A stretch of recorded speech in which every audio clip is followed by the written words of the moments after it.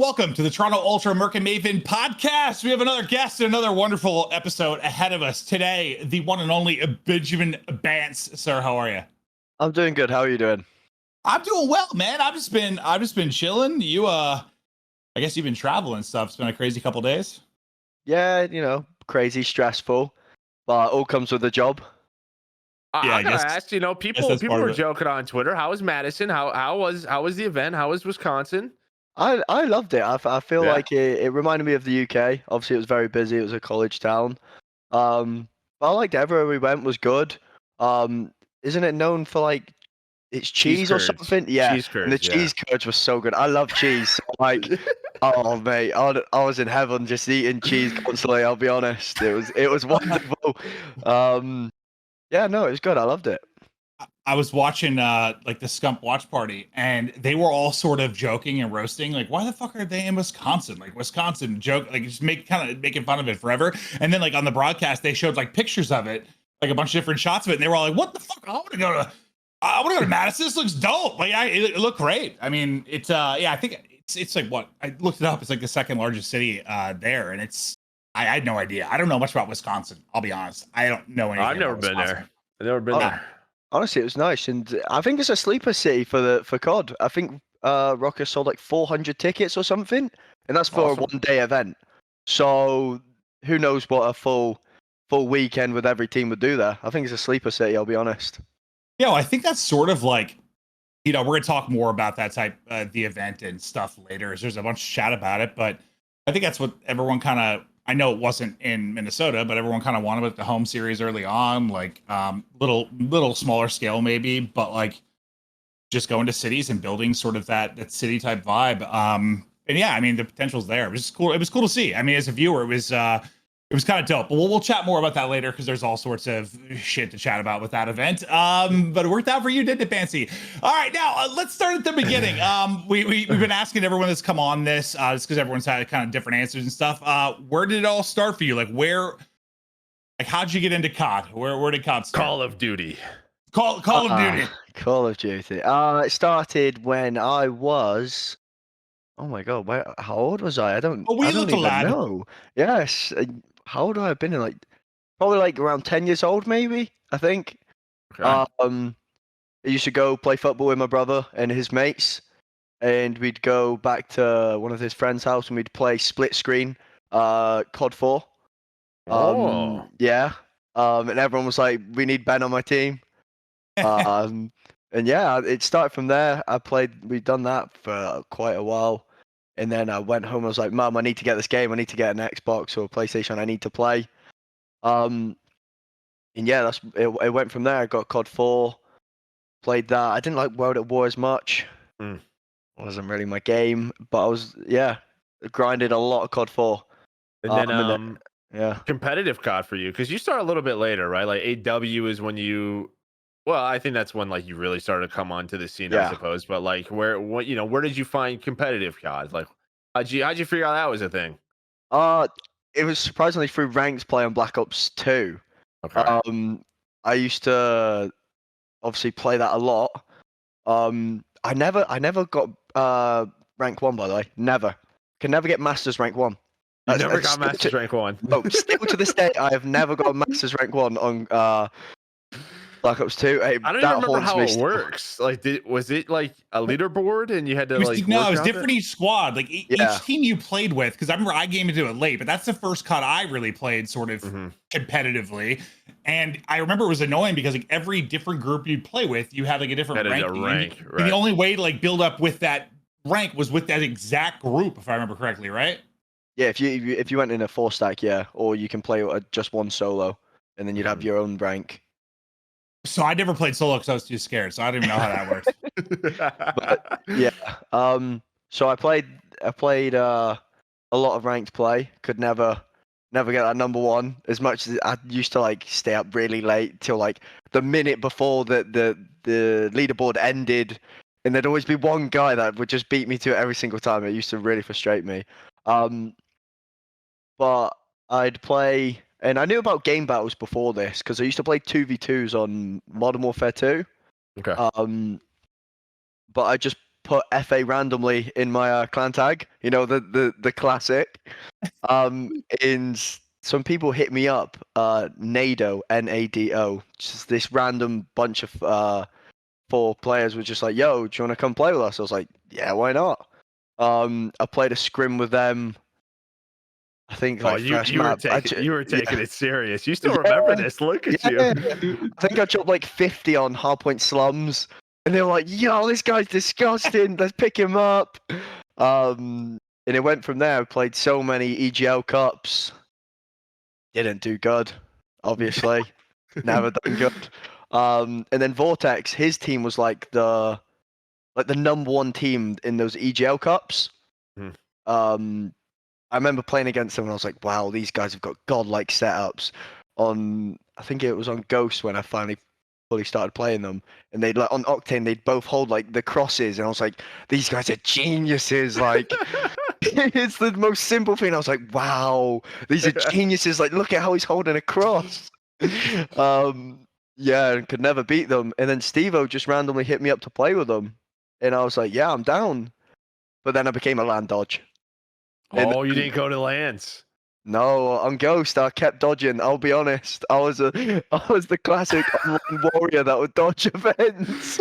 You were like the one guy everyone's like, man, this guy he must be hideous, dude. If he's not showing up at events, like this guy is just he just won't show up. Yeah, like I used to talk so much shit to people, like be like a joke. Everyone's like, oh, this big online warrior, prove it at land, and I would used to dodge every single event. Just come up with new excuses. It wasn't even like a parents would let you go thing. It was just like fuck this. No, I was like, fuck that. I'm not going. You good? I'm not going. But yeah, and then I quit halfway through Ghosts and came back in AW. And I finally got convinced to go to an event. But yeah, my mom was hilarious to me, dude. That is so. You just did not want to go. You didn't want to play in a tournament. No, I feel like I'm like back then I was like very socially awkward. Like even with school, like I used to get like really awkward going to school. I don't know why. Now I'm just a big idiot on camera, to be honest. But like I used to be like so scared of like people judging me. Like I used to sit there and like think about like the trousers I'd used to wear at school. Like, oh my god, if these are baggy, like people look at me weird. Like, you know what I mean? I used to like think so deep into it. But I think we all did at some point. But yeah, you were like, I'm not going to this. Yeah. And then on AW, I got asked obviously to go to an event, so I had to convince my mum, and she wasn't having it. She thought, like, I'll be honest, she thought like I was getting groomed by someone, and you know what I mean? Because you see stories online, you don't, you do. No, it's not crazy. My mom thought it was fake when I qualified for the first land. She was literally like, "That's not real." I was like, "No, it is." I didn't even qualify. Like, I went up to her and I was like, "Yeah, so there's this gaming event. They've offered to pay for my travel, my hotel. Can I go?" And she's like, "Are you sure? Like, someone's offering to give you money to go to an event?" Like, I was like, "Yeah, no, it's legit." And she was like, I don't know. I think you're being groomed here. I was like, no, mum, it's good. Trust me. Like, and she wasn't with it, and all my like brothers and that were like, no, mum, you can't let him go. Like, it's dodgy. Like, at least you had like a ton of pictures though. What, AW? So that's like 20. At least like esports was starting to become a thing. Yeah. I didn't convince my mom in 2010. I basically had to show them like Halo pictures. I just showed them Halo pictures. That's pretty much all we had. There was no COD lens at all. Literally zero. Luckily, I got to go. But yeah. Did she go with you, or like make your brothers go with you or anything, or did she ultimately just let you go? No, she just let me go. She trusted me. And then it led to here, but it was an interesting convo. So the way that Benjamin Bance finally became a professional Call of Duty player was when he got over his social anxiety and grew the balls to go to an event, and also when his mother allowed it. Okay. Yeah, that's my story. well, I think that you know, starting with kind of Halo 2, at least on the console side of it, like with online multiplayer, like listen, I've never really, you can tell how I am. I've never really struggled with the social anxiety thing, but I know a lot of people do. And I think when you're just playing online and a lot of it's not in person, it's just this online play, like I imagine there were a lot of people where that like first step to an event. For some people, it's excitement, but for some, it's just massive anxiety. I imagine. Back then as well, like I said, like, dude, the chatter was like, if you missed an event, like, I remember back in NA, like the forums just lit you up. Like, if you skipped an event or like they made up any possible story that you could imagine, basically that you were a mutant from a different planet. Like it was messed up back then. It really was. Like, it's not like that as much like anymore because everyone's been to events, or there's so many happening during during the year. But back then, if you missed an event, dude, it just got worse and worse and worse. So I can see that. You thought Bance was a goblin, dude. I'm dying, bro. Not me. I'm not saying me. But Joe thought Bance was a goblin. I did not. I did, dude. No way. Well, let's talk about like all right. So that's kind of how you got into stuff. I guess I just want to know. I mean, what were the major hurdles or like maybe challenges for? You were a European player. I know you had EGLs and stuff, but like I think you probably saw this was starting to take off in North America, and it was a very North America heavy thing. Like, how was that difficult for you? Like just getting going and stuff. I never really thought about it as much. It's like I just wanted to sort of like obviously improving in Europe because at that stage I was like pretty small. I just knew if I wanted to like be the best and play against the best, like I've got to like conquer Europe. You know what I mean? I have to climb the ranks in Europe. I can't just skip all these ranks and just think I'm gonna turn up to an NA event and smoke everyone. Like I knew it was gonna be like a long journey, not just gonna be going from nothing to something. Really. That makes sense. So you like kind of conquered that region first to get on the map, and then get going. And two, you kind of hit like the apex of EU events because there was AW, there was all those Gfinity events. There was like ESWC still around. I'm sure there was more like EGL lands, like this and that. And then into Black Ops 3, like Europe had its own regional thing, which we'll talk about Splyce, but I mean, it probably was a pretty good time to get started. Yeah, honestly, it was like literally probably one of the better times to make a name for yourself if you were a European player. Yeah, I definitely feel like I came at the right time. And I still didn't even like conquer Europe, to be honest. Like, I'll be honest, Mad Cat, Tommy, Jared, Swanee, like they still ran Europe when I was playing. Yeah, I think I kind of got lucky when it came to like the American stages because they still ran my pockets in Europe. I'll be honest. But yeah, no, I came at the right time. I think the Black Ops 3 League was popping. Like loads of European teams were playing. We had like the most events probably ever with like a decent prize pool. I got very lucky. I'll be honest, very lucky. I think he named the 4 players I wrote down, Joe. Which I didn't know how to even consider himself a part of that. No, he's not. When the more I thought about it just now, because I kind of had this idea that you were sort of like right now, kind of the last one standing with regards to European players, kind of from that early generation. But like because I guess I kind of have it lumped in. I put Swanee, Jared, Mad Cat, and Tommy, like those kind of early players, and then now sort of the newer, your Kleenex, your Inside, sort of a lot of the newer players. But you're kind of like in the middle, I guess. Yeah, I'm stuck in the middle I'm stuck in the middle probably with Trey. I guess you can put Matty because Matty joined the league on Black Ops 3 like the later end of it. So me, Matty, Trey. I think that's it. I think it was just us 3 that was stuck in the middle. Really, maybe like Rated and Joe, but obviously they moved on. But they were kind of started taking off like on the international scene at the same time. Really, It is kind of weird though, because in my head, like before I went and looked through like your career when you got started and stuff, like if someone had just asked me, like when Joe said AW, like had I not looked at it, I just was thinking far earlier, and I don't know why. I guess in my head I've always kind of lumped you in with the Swanee, Jared, Mad Cat, Tommy sort of time frame, but not really. Well, do I seem that old? Do I? No, I don't know why exactly. I'm not even sure why. I just sort of had you lumped in as like the early. Well, you've been playing a long time now. I mean, since AW, right, at a high level. And I think a lot of like those early years. I mean, I was a part of it, right? Like.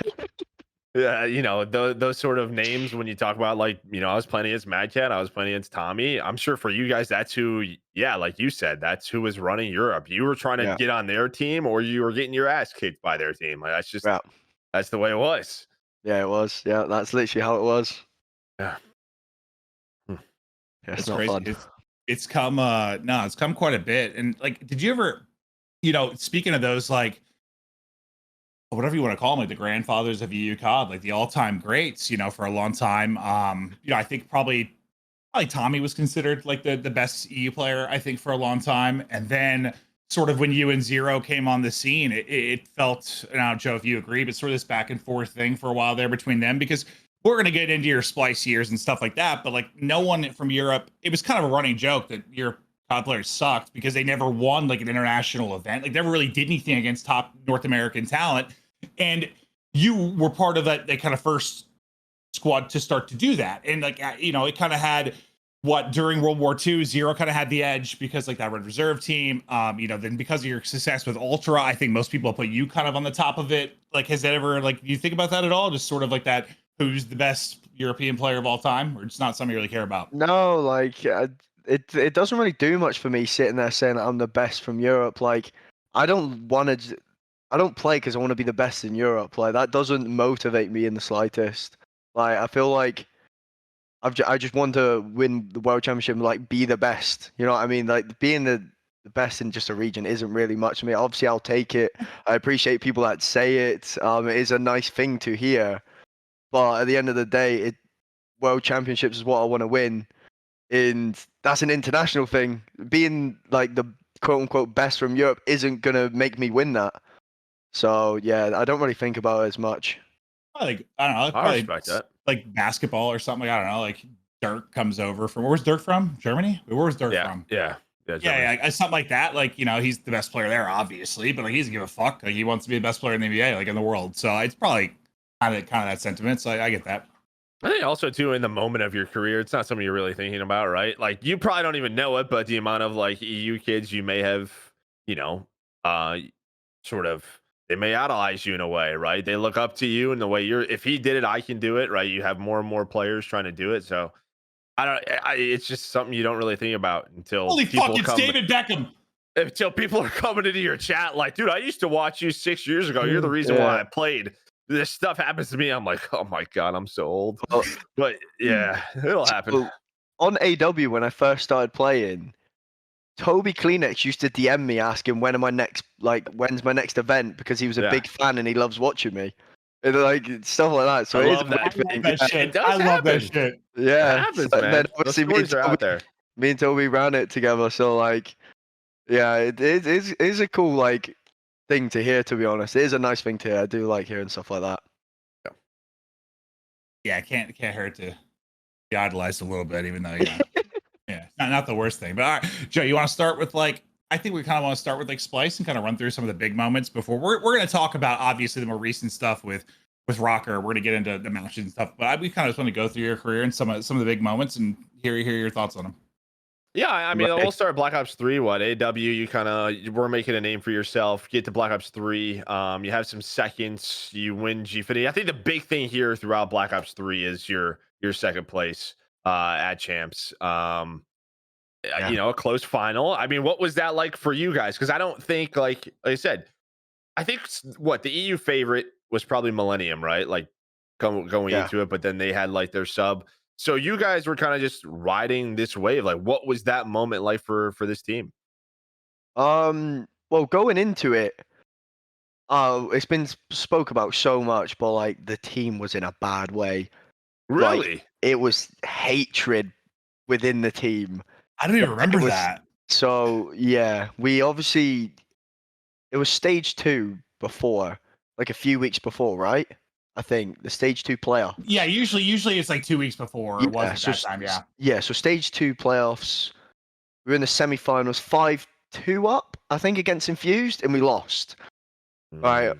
It was a bad loss, a really bad loss for us. And then it just caused so much chaos in the team. Like, I think Josh that night was like, I'm leaving the team. You guys can go pick someone else up. Yeah, it was just like chaos throughout the team. And then we'd scrim, like lean up to the champs. We were like, yeah, we'll just stick, whatever. Lean up to champs, like every single day, someone new would get off and chuck scrims. I think I done it one day. B Sport done it one day. It was You just guys kind of had some hotheads looking back at Yeah, it, because yeah. Josh cooled down, but he was Nah, definitely a hot. And then Reese, everyone knows Reese. Everyone knows Reese, Reese. even nowadays, is still roasting people no matter what he's playing. So like, Yeah. And then you're a young guy. You're probably like, I'm sick of this shit. Like, I had like, I'll be honest, like you do have a bit of an ego when you come up. Like I feel like when I came up good time. Obviously, I had a lot of gas around my name. I did have a slight ego, and I'm a bit stubborn. So like I was a bit of a hothead. I'll be honest. Like when I came up, and yeah, we just clashed every day, and it was over such little things. There was one where we were playing Hunted S&D. It was like our best S&D map. I think Joe said something to Josh, like, "Yo, let's do this play down mid."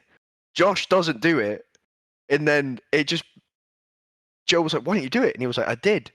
And you're like, "No, you didn't." And then it just created this chaos, and then like you just hear everyone leave the team speak, and I'm just sat there like, "Guys, are we playing?" And just everyone left and went offline. I was like, "What has happened?" So yeah, the team wasn't in a good way, and I feel like back in those days, even if you weren't like friends, you kind of just got on with it. I feel like, yeah, because at the end of the day, it was like you kind of treat it as like a business. Like, I don't give a fuck about this guy. He may hate me, but like we're good in game, so fuck it. We'll just deal with it. you guys probably couldn't even change teams though at that time either. Like roster, I don't think you could have. You were probably locked in the champs roster. Probably, but like, Probably. yeah, we just like. I feel like back in the day, you'd still put up with like people's personalities because you just worked in game. And that's basically what happened. And we just caught fire the right time, and we just had belief in the team.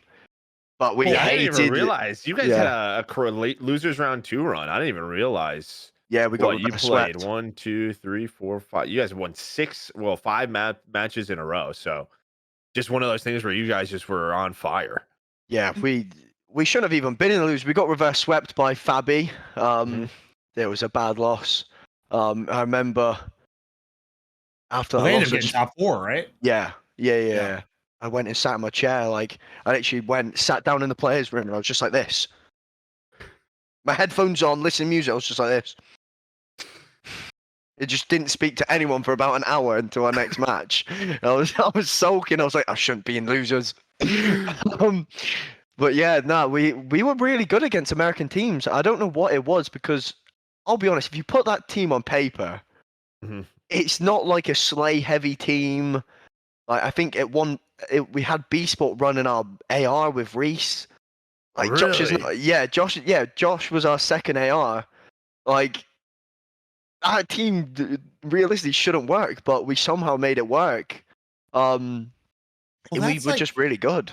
Well, listen, it's not the best parallel, but like I think there's like this sentiment that sometimes there's a change in, I don't know, it's like a generational shift. But like this stuff, like everybody has to vibe. Like vibes have got to be immaculate. Like teammates have to get along. But like I always think back, I just growing up a big Lakers fan. Like Shaq and Kobe fucking hated each other, but it worked on the court. It worked on the court, and like they won 3 championships in a row. Like you don't have to be best pals. I mean, does everyone kind of want that? You want to get along with the people you're going to war with every day, 100%. But like, yeah. Easier like, through tough times, 100%. But like, it's not. It doesn't have to be. Even if like maybe that's the ideal situation. So like I'm not shocked to hear, because sometimes that's like a weird motivation for people depending on personality types. Like, you know, you're colliding with somebody, you just want to like be better than them. It like pushes you in a weird way. But no, I forgot that was like a thing that you guys were at each other's throats. And you mentioned like the air thing. What was the dude? I was trying to think of it. What was Reese one popping people? Was it the XR2 that he pulled out with in the champs final or something? Or what was the other burst gun? Yeah, it was too. Yeah. Dude, I just remember him like one popping the fuck out of people. Like everyone else was running the M8 basically. But I just remember that from the final. And I wanted to ask you too, because I always thought this was one of the funnier things I'd ever seen. Like, so, you know, it's obviously in Cali, and you know, it's this Europe versus NA thing that got built up. And I'll never forget, like, I'm walking around before the match. I think like USA chants had already started. I'm pretty sure I saw I saw fucking Vonderhaar in the crowd chanting USA. I'm like,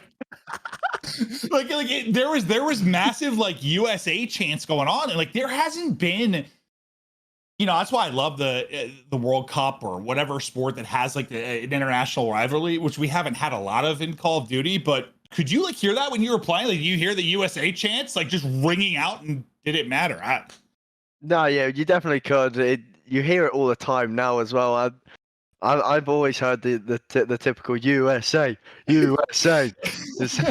No, it doesn't really affect me anymore. I feel like at first, I think anyone that says it doesn't affect you is probably lying, because it's like at the end of the day, it's your first time ever experiencing like people shouting at you. Like it is like a crazy experience, especially on like the biggest stage. I think there was a couple thousand people like in the crowd. So And you guys were in the rafters, dude. Yeah. You guys were in the tower. That was one with the tower stage. That was actually kind of fucking cool, honestly. Like looking back, like it was kind of cool. Until you had to go pee, probably. Yeah. Oh yeah, you have to like climb the stairs to get up. Like it was a sick stage, but yeah, no, it was. It definitely does like get in your head a bit, but then it also fuels you. Like now, everyone always says they love playing against Optic because it's like when the crowd's against you, like you've got something to prove. Like you're like playing to silence them almost. I'm sure the So it kind of silence motivates is you. like silence is fuel, right? And then so you got second place, then you waited an hour and a half for Snoop Dogg. I didn't even watch it. I'll be honest, I was that mad. I regret that. I actually do. I was like, it's obviously I've not ever seen him, so I was actually. I remember just losing and just wanted to go back and sit in the hotel room. And what did I get for dinner as a treat for second place? I went Denny's for second place. Well, you were young, you know.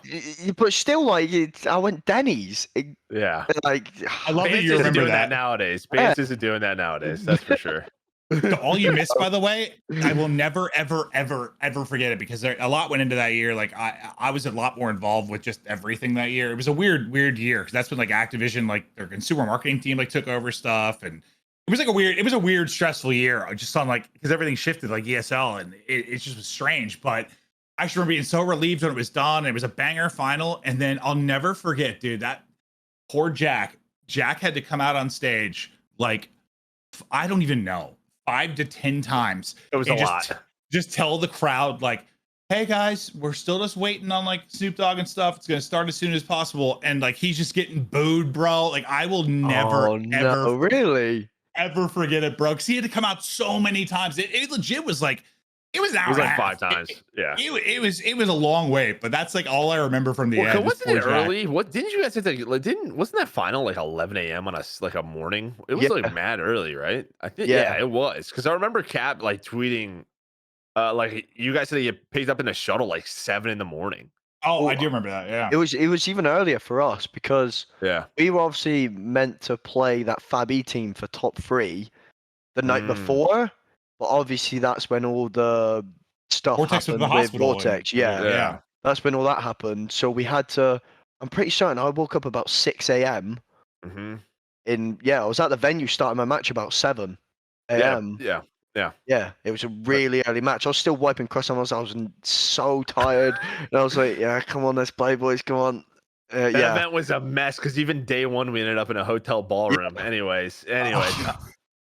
Yeah, that whole event was a mess. But we got through it. You get second, and you got to be thinking, all right, this is, you're starting to take off now. You go into IW, and IW is a very, I mean, this is a great year for you guys. This is your first international event win.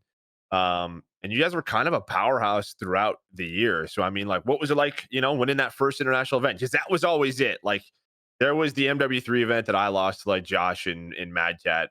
But like outside of that, it was nothing. Like we went over there, won a lot. You guys came over here a lot. There was just like, probably a couple of top 4s, maybe a top 8 or 2. You're second place, but never a win. So what was it like to finally get that international win? Yeah, it was actually really good. Like, obviously, like you said, it was the first ever time it happened. And I could see how much it actually meant to like Dill and Jerd. Like Dill just sat down and like had a few tears, and I was like, wow, like you can just tell like how much he went through it just to get that one win. So it felt good and it made me hungry. I was like, I need to keep winning. Like this is a feeling I want. You know what I mean? Like for all these tough losses, like just stand up and winning that was so good. Yeah, it's so motivating after you win. Like usually people will be like, well, yeah, when you lose, you want to grind to be better. But like, there's nothing like a winning motivation. I feel like for me, like there's something about like I'll get home and I'll just keep playing. Like I gotta keep proving this, gotta keep going, just keep going at it. But yeah, it was so good. It was so it's so hard to explain because like I don't think many people realize like traveling like 10 hours every time just to go and get slaughtered by some Americans. You know what I mean? Yeah, Like, no, for sure. it's And I mean, even like all the Gfinities, ESWCs, like that was like, the Opti Dynasty, like that was through AW. Black Ops 3, you guys really only played at champs, right? There wasn't internet. Was there anything no, international? we went to an Anaheim. Okay, you guys could go. Oh, Yeah. that's when they added a couple events Yeah. because ESL couldn't do them. That's when Yeah, that's LND why that came. year was stressful because Yeah. LG ran Anaheim and like Dallas or Anaheim and Orlando. Orlando. Yeah, because I was working there. Yeah, That was that's a where I weird. That was a started. weird year, bro. Okay. Yeah, so there was a couple of events, but then IW really started sort of the international pro league. Like everybody was there. You guys kind of took off. I mean, didn't finish the year probably how you wanted. I think I remember after stage 1, there was definitely after you guys won, some drama started. I feel like egos maybe blew up a little bit, right? I feel like I remember that. Yeah, there was yes. So basically, Didn't Trey want to after leave or something? yeah, me and Trey clashed quite badly. So basically, what happened was after stage 1, we went to Anaheim, got second. So still things were looking really good for us. And then we went home, and obviously because it was like all international league. Who was it? I think Epsilon, Fnatic. Like Elevate. Yeah, Elevate. They were all in different groups, obviously, and so every like week, a different team was flying out to America. So we had like no practice going into stage 2, I think it was, or going into the playoffs. And oh, that's it, because we had Red Reserve in our group, so we couldn't play them regardless. And then Fnatic and one others were away when we were home. So the only team we could play was Epsilon. So they were our scrim partners. They were the only team we played for a week. Right? Wait, was it a blender? Honestly. So like you know how it is playing the same team. So we played the same team That's every when Dave single shows day. up though. That's the time of year Dave shows up, bro. So we played them every single day for about a week and a half. Like, and it got to the point where I knew their ins and outs, and they knew you're ours. pre-firing their brakes, that exactly. sort of stuff. It got to that, and when it got to that, we just started overcomplicating it, being like, "Oh, we can't do this. Oh, Trey, don't run the NV4 anymore, even though you just dropped a 1.5 for us. You're on the K bar. Deals on the NV4. Like, it just created this like weird dynamic in the team, and it just made everyone clash so badly. And we went to stage 2 playoffs. We lost to LG. It was the rematch of stage 1 in Anaheim finals. So we lost to them in round 1. And then we lost to FaZe 3-1. And you got good memory. You got good memory. Yeah, you got a good memory. Yeah. We lost 3-1. I still remember how we lost. We lost a breakout hardpoint, 4th map. Still, I went on like a 13 streak or something. I still remember it all to this day.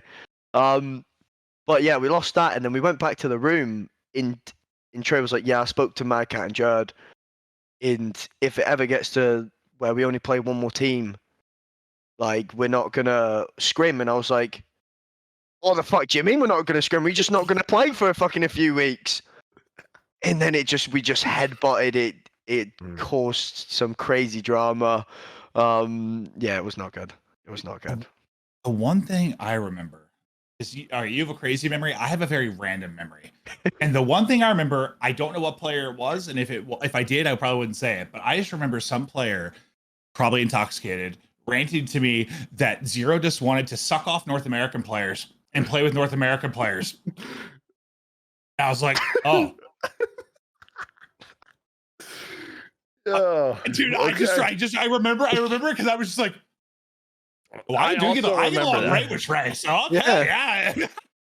But I just remember that like was part of. I don't remember if that's the right time period, but I think it kind of is. Like when that stuff started all to go down, and like there was just this. I remember like this sort of like anti Trey thing, because it seemed like he wanted to sort of like fuck the EU guys. I want to play with North Americans type vibe. I distinctly remember that. Yeah, that did float about for a bit. I've heard that as well. Like he did. Yeah, he did get along with the Americans, to be fair. Like he was probably like the first person to fully like get involved with most, and I feel like he still is really. Like you always see him playing with people and on ranked and stuff. So yeah, he definitely is like he's like a mix. You know what I mean? He's bringing the UK culture over, but he definitely hangs with the Americans a lot. Yeah, no, weirdly remember that. That's my brain. that one line, you remember like specifics on that breakout. I'm just like, that's what I remember. You just at the bar, perfect. What else you got? Let's hear it. You got any more good ones? Well, it's funny because like Joe put in here, like he kind of wanted to hear the impact of like your team's international success, and I guess why that like sticks out to me a little bit is because I think for you, it was like this hunger to keep winning and maybe just keep, I don't know, showing that like European players could get the win. You got that first international win, like let's do it again. Whereas I don't know, maybe for Zero is sort of like, I got this win, now it's time to join like a North American juggernaut type thing. Like this is my step to like get into. I don't know if it was that. It was definitely because I went through something like that. Where like when COD first started, or it was all about like your team. You didn't talk to anyone else, right? But then after a couple of years, everyone just kind of becomes friends. And like I think that's just where it was. Like these guys were literally traveling like every other week to North America with like 8 other teams or 4 other teams. Like I think it's just sort of like that naturally mix happens. And there may have been some maybe old school heads where it was like, are you talking to those guys? Like, what the fuck? Like, why are you doing that? I mean, that would literally probably have been me. Like, honestly, like that. I was like that sort of old school culture. Like, you talk to your team and that's it. And then everyone started mingling together because you're just traveling more and more. It's like it's something that happens. Like nowadays, you guys all know each other very, very well. So I think that was just like the first iteration of it, or one of the first iterations of it for sure. And nobody really knew how to handle this situation. Like just a different time. Even for another like NBA parallel, like it's sort of the same thing kind of happened. Like you go back to like the. I love these NBA gems. Well, I just always like. I feel like I see a lot of like parallels with how it's sort of gone with international players coming into success. And like I think about how like they had that old school attitude where Jordan just wants to shit on everyone and hate everybody, and like everyone just like all the teams hate each other, and now everyone's just like pals. Like it's sort of evolved the same way. It's just like a cultural shift where everyone's sort of like, yeah, we're competing at the highest level, but we can also be like cool and friends. But like it's not like the Detroit Pistons of old that wanted to literally just like injure players. Like it's just sort of like shifted. But I don't know why I always go to the NBA, dude. I don't know. I just have a lot of parallels there, right? You got a weird mind. All right, I do. We still got a lot. So, all right, we're into World War II now. You guys kind of have like a roller coaster every year. There's some roster changes. I think one of the most iconic events is probably your second at Birmingham. Just that entire event. That is where Shut Up Maven started. That's where beer was everywhere. If you went into the restroom, people were yelling at you. I mean, just like it was 50 people just chanting "fuck you, Maven" in a bathroom while trying to piss. Yeah, like it was. It's one of the most unforgettable memories for me. I'm just like, and they were all like doing it like a fun way, sure, but still, try to. It can be hard to pee in public sometimes, just in general. Much less when there's 50 hammered people yelling at you. I was like, please work, please pee. Yeah, there's. I have 2 minutes till broadcast is back on.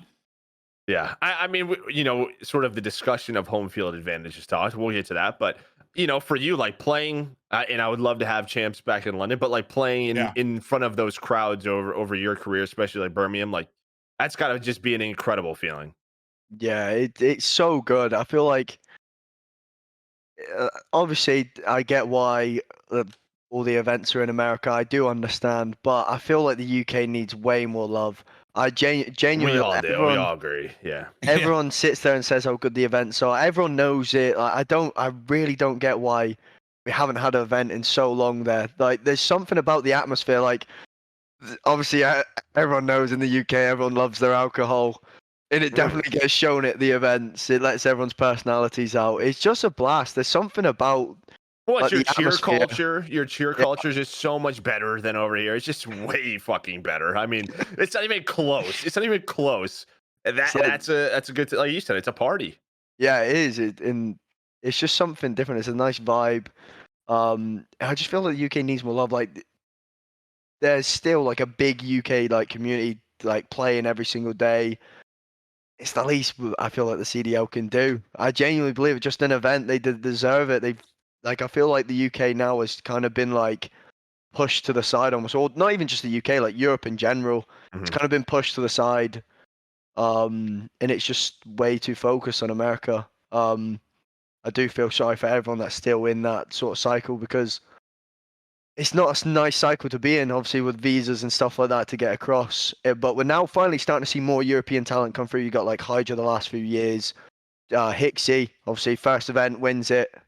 And then you Beans. got Beans. That guy, he's unbelievable. Nuts. You know, so good. So like the amount of like talent there is in it, just that I just feel like it's just like a wasted market almost. Like London should be tapping into it. They should be forcing like an event there. There's so much like wasted market there that it's not being used. There's something so good about the UK, and I just really want to go home.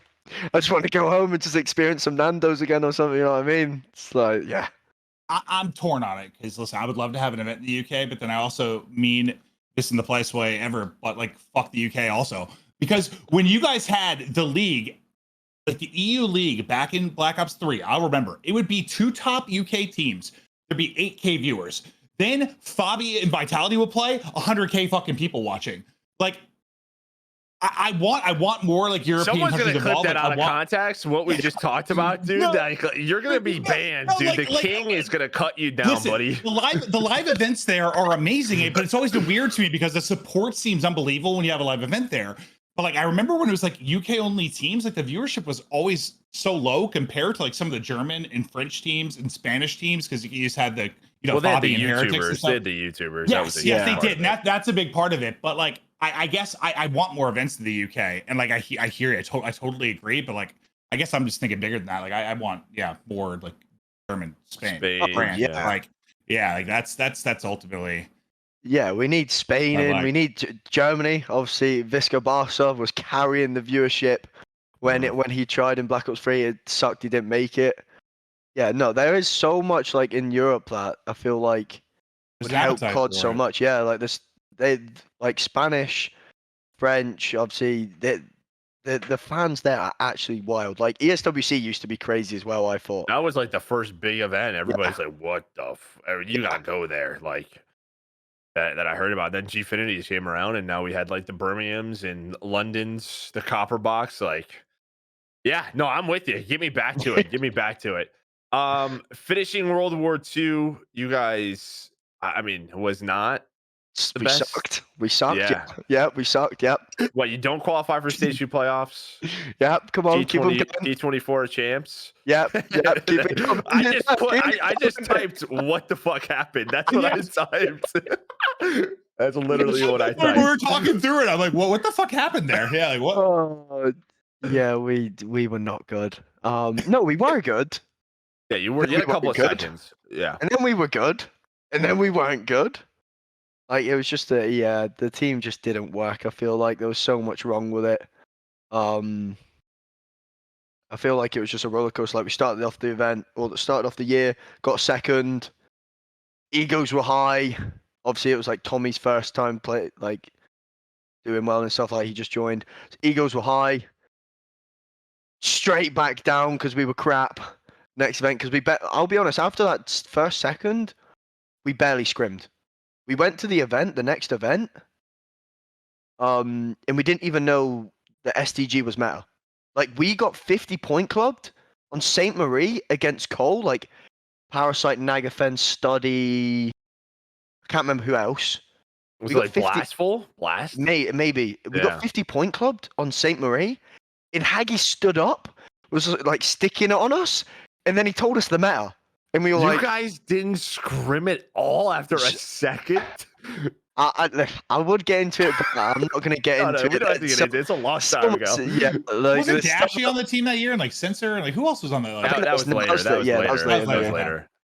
But yeah, like he stood up, was like, "Yeah, you guys suck," and SCG's them out, and then he told us the class whilst we were still playing them, going into the S&D, and then we beat them the next 3 maps. no shot. Yeah, we beat them the next 3 maps, and was like, "Yeah, cheers for that, thank you." And then it was just like we just had like unfortunate losses. Like then we played what's their names? E United, so Clay in that. In the next match, and Clay was running around with akimbo pistols, dropping 30. So we were just like this motherfucker. Like just after he dropped 30 with the akimbo pistol, standing up screaming at us. We were like this fucking guy. So yeah, no, we were not good that year. There was so much that just kept happening. I don't even remember that. Yeah. I remember the M1 Garand like thing that went down. Like he pulled that out. Yeah. I don't remember the the FG was like the thing. That FG40, like 3-bulleted people. That was really people were running like 3 of those, and then that thing got nerfed a couple of times. I just remember Akimbos at all. Like I don't either. I don't think they were like too crazy, but I could also be wrong. Play pulled them out and was smoking us with them, and then I think maybe we got banned after that. Fuck. No, it got quickly like everyone was like, yeah, no, this is too cheesy. But of course, Clay pulls them out like, yeah. This guy finds all the cheesy stuff. So yeah. Yeah. Okay. So then going into Black Ops 4, end on a shit note in World War II. Black Ops 4, you join Red Reserve, which you gotta imagine. Wow, look at that young Bance pick. Look at that. Wow. Look at that guy. So he's locked. Look at me. Yeah, I look twisted there. What the heck? You do. I mean, you're probably thinking you end up on this roster, and Red had a crazy year. They were kind of like the Splyce of Black Ops 3, right? They had a number of international success. So you're thinking, boom, I'm right back into the mix. Yeah. And it just never kind of met that success of what you guys had in World War II. I mean, just a much different game. Yeah, it was a different game, but I feel like I promise it's not me, but it does seem like it's me. Like the team issues follow. I promise it's not me, right? But the team was a mess. It's not me, I promise.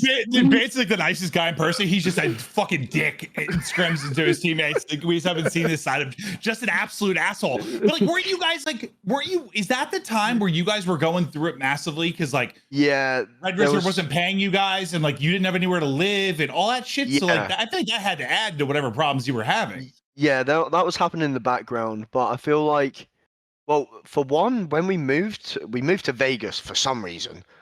I don't know why. We had the chance to live in Dallas, but we chose Vegas, right? I don't know why. You guys were thinking celeb status. This is Vance's gambling addiction, and this is where things fall apart, Joe. He owed money to him. So like, I think people were like, so what got presented was we stay in apartments in Dallas, or we got offered like £1 million mansion in Vegas. And you know what people are picking? Like, I mean, I think anyone gets that. Yeah, anyone gets we moved there, and we had the worst internet. We one-barred every single day, so like scrims were just chalked. But just the team, like Trey at one point wanted to run the sub, and then he wanted to run the AR. Matty like wanted to run the sub, and then he obviously picked up the Maddox and was like, "No, this is my gun." And then Trey was like, "No, I want to run the Sorg with grapple," which, like, realistically, it should be me or Joe running that. We're sub players. Like, Trey has been known to be like a good AR. But Trey got in his head he wanted to run a sub. So then that meant I had to run the Maddox. But, like, it was a weird dynamic where I was the Maddox flex, but I'd flex the sub and also the ICR. You know, one of those where you join a team, and because they had so much success, I kind of joined the team and was like, no, guys, I'll cater to you lot. Yeah, whatever you want. Yeah, and I kind of catered to the point where I was doing anything for them. I would take the bomb. I would flex maybe a little too much. Yeah, I was trying to like be the jack of all trades, you know what I mean, and be a master at them all. But it's just like that's hard. That's hard. Yeah, it kind of caught up with me. I wasn't playing well.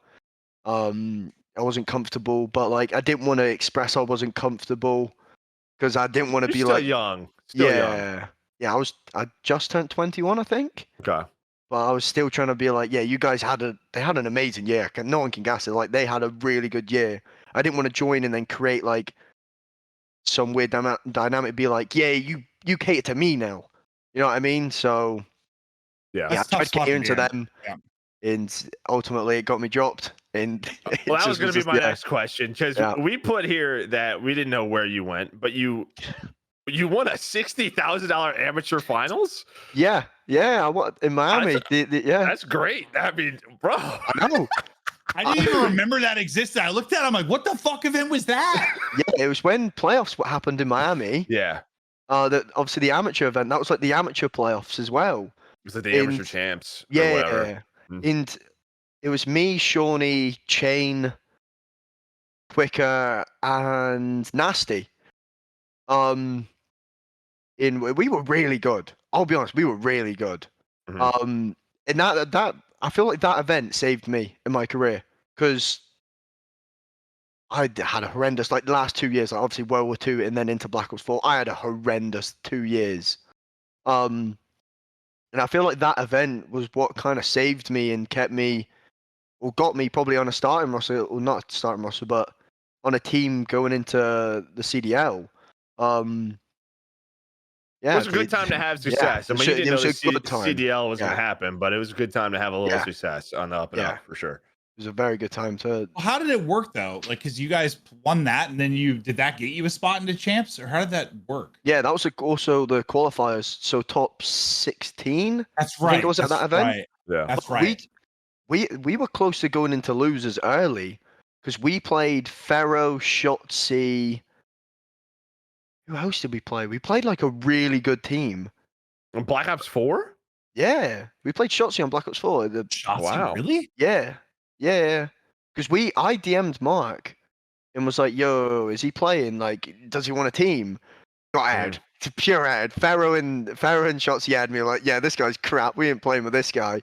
Yeah, we played them. We went down 1-0. They played with a pickup as well because someone like missed their flight or something. We went down 1-0, and then we went down 5-2 in search. And I was like, yo, we could go straight into losers here. I found the team Pharaoh, Teski, Shotzi, Spartan, Pacer. Yeah, you guys played them round one. Round one. Wow. Yeah, so we went down 5-2 in the search. Obviously, your boy turns up. I think I dropped 16, nice. to keep us in. That. And then we just railed them the next map. But like, yeah, it was that could have been a bad time in my career of getting. We could have, because then loser played Mind Freak, and at that point, Mind Freak were on the back. I think they were. Okay. So yeah, we could have played the back champions and then just been probably out straight away, first rounded. Yeah. I forgot about this. Shotzi played like a lot of online stuff that year. That's when he started playing S&D and stuff. Because he was with Illy, and then he played with a bunch of different people. But I totally forgot. Yeah. So then, what? CDL comes around. Not the best place to be champs, but like you said, I got you into that. But you get you on Ultra, and this was the CDL Toronto Ultra. Before what people really remember of like the Cold War and the success. If you don't remember an MW, Ultra started with a 10-man roster, which was very, very different. Now it was still 5v5 in MW19, but in a way, they've always this is how they started. Like lots of trials. How is that for you? Like a 10-man like that had to have been weird. It was different, right? Yeah, it was very strange. Like I don't know. It actually, like, now I think about it, it was such a weird dynamic because it was split. We had 5 Americans and 5 Europeans. So before we actually got out to Toronto, we used to have Mark used to go through it. So we'd have to wake up, watch all the EU scrims, and then go and watch all the NA scrims. So Wow. he used to put in a shift early Yeah, on. shit. He used to put in a shift, and then obviously he still had his fiance at that time, so he'd have to do stuff in the morning with her. He had a shift, like he had, Yes, she loves him. yeah, he had to do like a lot. And so when we got out there, I think we went out there for like a boot camp for like 3 weeks, and you'd basically get to like where we were playing from, like the facility, and everyone would wait, and it'd be 10 minutes before the scrims, and you'd basically find out who's on the A team and who's on the B team. And everyone's just sat there, yeah, everyone's just sat like this. Come on, please, is it my chance? Is it my chance? Please, please, please, please, please. And then obviously you'd get the message on who's on what team, and then you're just like, oh, A team, man, like, yeah. So That had yeah, been it was a weird, wild. Like, yeah, it was crazy. It was crazy, and I feel like while the idea is good, I think the way they done it was not so good. Like, I don't think you can make like a 10-man roster with everyone being like a respawn player. I just don't think Okay. that's ever gonna work. Yeah. I feel like if you make like 2 teams, one's like the respawn team, one's the S&D team, like, yeah, maybe, Maybe it could work. yeah, but That's having always been 10 like a people, theory. yeah, Like, could you have like a search team, like a replacement? yeah. Maybe. I think you could probably get it to work if everyone's bought on Yeah. to the idea. But yeah, 10-man roster with everyone trying to be on the team. Yeah, it was crazy. And I do Wow, feel bad because they couldn't play challenges. That's where I think it got like messed up. So like near the later end of the year when the rosters are basically set, Mhm. and you're probably not going to get brought in, they were still like having to scrim. And Yeah, you're because basically you scrimming for had nothing. Methods, Looney, Classic, Cammy, Bance. Then Metals was brought on for Looney. Then Kleenex comes in. Then Classic comes in. You guys finished that year with a Methods, Cammy, Bance, Kleenex, Classic Yeah. roster. So a pretty wild roster for sure. I mean, crazier. You guys do end up winning your Toronto events Yeah. with Nikki D. You guys finished top 6. So it was just a crazy year, but I mean, it was the first CDL year. Everyone, we had a transition into COVID. That was not a good time, but then comes the fun year. At least I would assume it was a pretty fun year. It was at least a very competitive year for Toronto Ultra, where Cold War comes around. You guys you don't have the best stage 1. You then drop Methods for Insight. Bam. You guys win stage 2. You're back in the winners column. Yes, it's online, but I mean, you guys were, I mean, as we'll see the rest of the year, good, like very, very good. What was it about that game or that team that just clicked? Was it a combo of both? Like what was it? I don't know. Like, I think it was just all the wins came at once. Like, we had a lot of faith in the team. We were just missing the pieces, obviously, Jamie, because I feel like Zin was really good at that game, but Zin and Cam just didn't work. I feel like as an AR duo, like I feel like they were very similar. And then you had Toby, who was a crackhead sub, and then it was me who was kind of like the anchor sort of thing. Like, I was having to go back and just make sure like we didn't flip spawns because the rest of them love a chow. You know, I mean, Right. the rest of them loved a chow. So it just like, I don't know, something clicked. We brought Jamie on. He was very good at search. He just kind of like allowed Cam and Toby to do whatever they wanted. In that, I feel like with Cam and Toby, that's what you have to do. Like, okay. Like, you kind of just have to let Cam go crazy and let Toby just push whatever he wants. Yeah, I don't know. It was just something about that game. Like, we really understood, like, to a really good level. Well, Like, it made sense. yeah, That's for sure. it's That definitely helps. That helps. And I feel like that game, like, I'll be honest, when I first started thinking about that game, like, and what made us good, like, when I was playing it during that year, it made me think about all my past years. And I sat there and I thought, wow, I was actually an idiot on every other COD. Like, I genuinely was like, you know, when it just all clicks and, like, you know what you need to do, What like, you need to to do. win. Yeah. What it takes to win. Yeah. Yeah. Like, that fully clicked that year for me. And I was like, holy shit. I was a moron the rest of those games. Like genuinely, like Yeah. it actually fully clicked to me. Like I'd sit and just watch back World War II, and I'd Mhm. watch stuff I used to do, and I was like, I definitely made this play and not knowing what I was doing for like everyone else on the map. Like I was blocking a spawn and I probably didn't commit, and it just clicked with everything. I was like, holy shit, this is wild to think about. Well, that was also the first year, though. Depending on what team you're on prior to this, like the CDL leveled up a lot of things, right? But especially, I think teams you had, either multiple coaches or I think for a lot of the players, you probably looked at it much more of a career, and you didn't really know ownership, right? Like you didn't have a Yeah, great relationship with them. You just wanted to keep getting paid, and you wanted to win.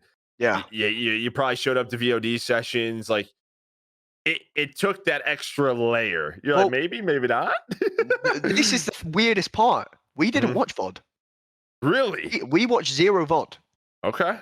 So this is what was crazy to me was we like it became a thing with us. Less is more. This is what became like our slogan. Okay. We'd barely like watch VOD. We turn up 20 minutes probably before our scrim, just warm up and just load in. Like we done like I wouldn't say the bare minimum because like when we practiced, we were like we fully spoke about it and tried. But like we learned like we don't have to sit there and play 10 hours a day and watch all this to be at our best. Like Right. You needed good practice instead of just yeah, practicing to yeah, practice. Quality over yeah. quantity. We that's what we were like, and we were like, we would rather play one set, go hard in it, and then reward ourselves by just going and eating food together. Like Yeah. that's how like our team worked, and it just worked for us. We were so good by just doing like less than everyone else, and it just I don't know. It was such a weird time. We used to just we'd finish a map. I'd go, why did we do this? Why didn't we should do this instead? And everyone would be like, yeah, sure. And it clicked like that, and it was done. It was the craziest thing ever. Like, Yeah. and I kind of took it for granted because, like, when teams like now, like, when the teams aren't going well, like, it's such a different thing where we have to watch more VOD. But like then, you'd say something, it would get done instantly. Well, And do you just, think yeah, though as well, like just the game? I feel like the game really helps out with that because I was going to ask you, but like how hard it was to transition from Cold War to Vanguard, or from Cold War to a game like this. Like obviously knowing sort of Treyarch and their competitive, like are supposed to spawn here. You did spawn here, right? Like yeah, like things just made sense. Like so that had to have helped that. yeah, yeah. Of course, obviously now Yeah. it's the triangle spawns people say. And it's just sort Where, of like, yeah, what the fuck did happen? And you have to yeah. play it again and again and again and go over VOD. Yeah. So obviously the game did help. I feel like some players are just better when they know where a set person's gonna be compared Mhm. to could he be here or nah he may be here. Oh, there's a good chance he could be here. We don't know. Yeah, Well, it's a that's 33% chance I'm correct. Who knows? to your point, like that. It was just far more predictive, where you probably could get away with like less practice. Right now, it's so reactive and situational. It's like you probably do need to grind a little bit more. Yeah. But like Joe was the good cop and like talk through the good times. But like I remember, and I'm trying to remember when this was. Like sort of when that Zen breathing thing became a thing for you on camera. That showed a lot where you were trying to like be really calm, but then also like when was I remember there was a moment where when the team was struggling. I don't know if it was when Zenny was still on the squad, or I assume it was when maybe Zenny was still on the team. But like I remember you like took a break from social. I thought you were like close to retiring because I remember like the community was kind of on you, drop Bance type thing. And I was worried like he's done. When was that? Like how close were Yeah, you to saying like I'm out? that was at the end of stage one. Yeah, I was Mhm. close. I mean, I think about it now and I'm like, why was I ever like that? But like during the time it was rough. And that's when obviously it was like COVID. It was peak And COVID, yeah. yeah, peak COVID. Obviously the year before I spent 9 months away from my family and fiance. And then I was just thinking, I don't want to do this for another 9 months. Just getting hated, slandered. No matter what I tweeted, what I'd done, there was always a drop Bance thing. So I was just like, I remember it was bad. Like yeah, it was constant. And your yeah, tweet, I was gonna go look for it, but I just remember I read your tweet and I was like, fuck, he might be done. yeah. I I'm definitely glad you was weren't. close to it. Yeah, I was very close. I feel like if I had a bad stage 2, I think that probably would have been me. Well, yeah, the opposite. Yeah, So. yeah. It's, I mean, like it's polar opposite. Like, but no, yeah, I got a lot of hate. Obviously, I get like Zing got dropped when he was statistically 10 times better than me. I wasn't performing. That just comes with the job. When you're not performing, a lot of people are going to be on your case, especially when there's a lot of support towards the team. But yeah, I was close to being done. So I was just like, I'm not going for another 9 months of not being with family and fiance, and then just getting all this hate. Like, it's not worth it for me. My mental was very low, and then yeah, the Wonder Stage 2 happened. To be honest, the Wonder Stage 2, it was crazy times. That win, like, I mean, in a way, might have saved your career. I mean, quite Yeah. literally. I mean, just Oh, one. no, yeah, that final Bance was in a different form. That boy was Yeah. Super Saiyan. That dude, Yeah. I remember like looking back, Yeah. I was like, bro, what was this guy doing? Because I mean, that was a crazy final. Yeah, that was like, I don't even know what happened. Like, when people sit there and say like, what was the word again? Not when you're locked in, but you're in thingy Oh, mode. flow mode for your Yeah, flowing. you're in flow state or state. You're in whatever? flow state. Yeah, so like that got said to us.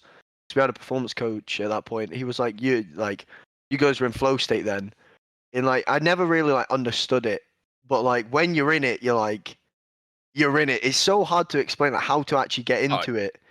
In Yeah, just everything's like crisp. Yeah. You know where you are on the map. You know where your teammates are. You know where Yeah. you need to be. It's just like, yeah, you're just. you don't I know even everything. think. I know everything. You don't even need to like think. It just like comes naturally to you. Like I'm gonna go do this, and this is what's gonna happen.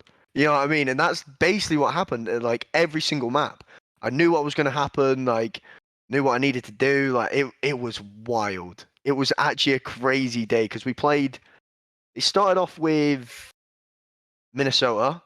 We beat them, and then it went to Dallas, and then obviously Atlanta. We lost first map, but I was like, you lose a map, and I wasn't worried in the slightest. I was just sat there like, yeah, go, more maps, play, let's go. And it's just like it didn't think. I didn't think about it. And normally I'm one like I sit there. I'm like, how have we just lost that? Oh fuck's sake! Like what the fuck have we done? Like I'm normally like that. So yeah, it definitely was the breathing. It genuinely was the breathing. I believe it. I bet you're just. Start I feel like breathing. every player is just like chasing that flow state, bro. Just like I mean, getting I back have to like that. one map a day in ranked, and I'm like, how do I do that again? How do I do that again? No, that is a conversation because that's what a performance coach said after. Was like, how do you achieve flow state again? Mm-hmm. And it's just like that is a question that every What did I athlete eat that day? What did I eat? Yeah. every athlete probably in the world is like, how do I reach that state every single time? Yeah. I don't know that I've ever experienced it, but I'm glad for you guys. I'm sure you have. I'm sure you have at least once. Definitely. So you guys just have some battles with FaZe. You guys end up getting second that year. I mean, a very close world championship final. I mean, there was a couple of moments that are the difference makers. But again, you get back to that international stage, like one of the best teams in the world. I mean, going into Vanguard, it kind of talked about it, but I feel like that year, lots of ups and downs, but you guys stuck it out. It just feels like you guys could never, I guess, just get it down over a weekend. Like, I don't know if maybe it was just I imagine it had to have just been the title. Like, Well, I'm no one sure did. you guys, No one did. were going through it. Like, how the fuck do we figure this out? Well, so I genuinely feel like that whole year was decided within like the first stage and a half, or even the first 2 stages for us. Like we obviously won the kickoff, started off very well. Going into stage 1, like Jamie got COVID, so for the first 2 matches were chalked. We were basically like playing with Jamie with COVID, and then the next 2 matches, Cam gets COVID, so the next 2 matches were chalked. That's when obviously Charlie subbed in against Florida, but then we lost like the next one, and then obviously we go to the event, we get 4th, obviously good, but we didn't win a hardpoint. We went like 0-7 hardpoint, which is just wild. Yeah, which is just wild for the team we had. But we were like, whatever. Like we got 4th and we couldn't win a hardpoint. Like imagine what we could do when we win a hardpoint. So then we go into stage 2. Got top 12, yeah. So we went into stage 2. Toby had COVID for our first 2 matches, and then I got COVID for our next 2 matches.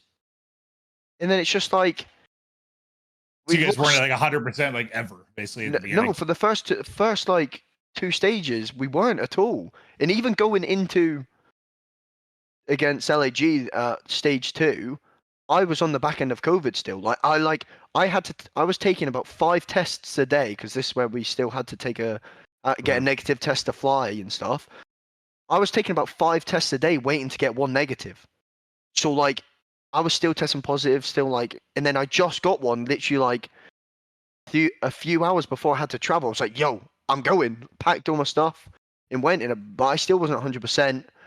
Went to the event, got slammed. Like, I feel like a lot of our year was decided on that. And then we had to just try and rebuild confidence from there. And it was difficult. It was actually like super hard.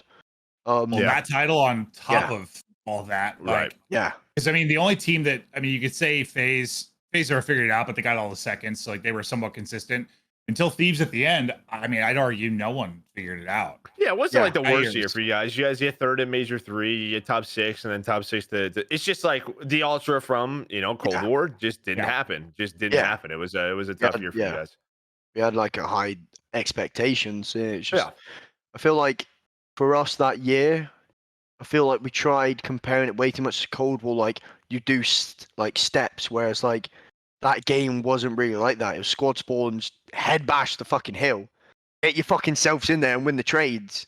But we were trying to make it so like, oh yeah, so the first 2 people take a long route to like pinch them, the next 2 do this, and it's just like that was not Vanguard really. That's the point. That's what's tough about COD. I mean, that's the title changes every year, and you could have a really good game and a really good title, and then next game comes out, and I mean that kind of happens. So I think Joe and I said on the podcast, I think you and I had a conversation about this though, like through your struggles. Joe and I were very much like, because we were a big fan of your team. Like we just, not just because of the podcast, but like we just, I don't know, man. You guys were fun to root for. You had a great vibe. Like we said, we hope these guys stick it out despite going through it on this title. I guess I'm just curious how close was that to happening, or what was the situation?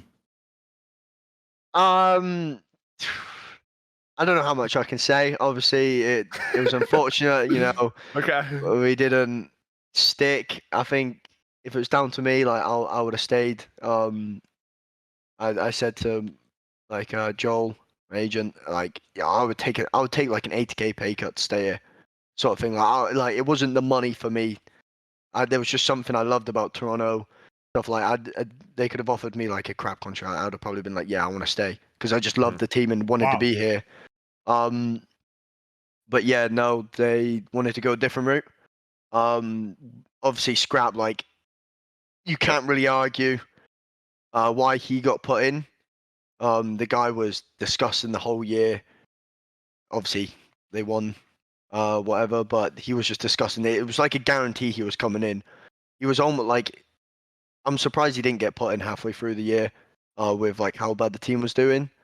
But yeah, it was looming. It was constantly looming. Like it's just, I think everyone kind of felt like he was.